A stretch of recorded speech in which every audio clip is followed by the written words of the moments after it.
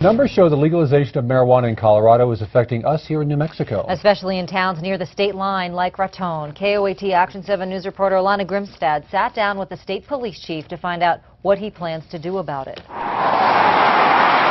A border that separates two states with two very different laws. That's a fact. The facts show more people are legally buying pot in Colorado and then driving to New Mexico.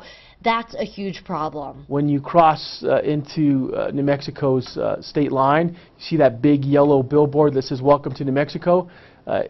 It's illegal. Let's take the northern town of Raton, which sits just a few miles from the Colorado border. According to the chief, in 2012, 21 people in Raton were ticketed for having small amounts of pot.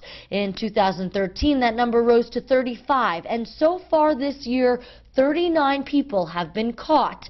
That tells us we're on track to more than double the tickets in that border town in just 2 years. It's not legal in New Mexico, and people need to know that. Officials say dope is just that much more accessible. For example, state police busted a guy who went to Colorado, bought a lot of weed, and came back to Raton with the intention of selling it. Which also is highly illegal. So do these numbers concern the state police chief? You know, it's too early to tell. The jury's out. I want to see what happens in Colorado and Washington. The two states where recreational marijuana is now legal. So we're watching that very closely for New Mexico. The chief says it's not easy to tell if more people are driving high across the border.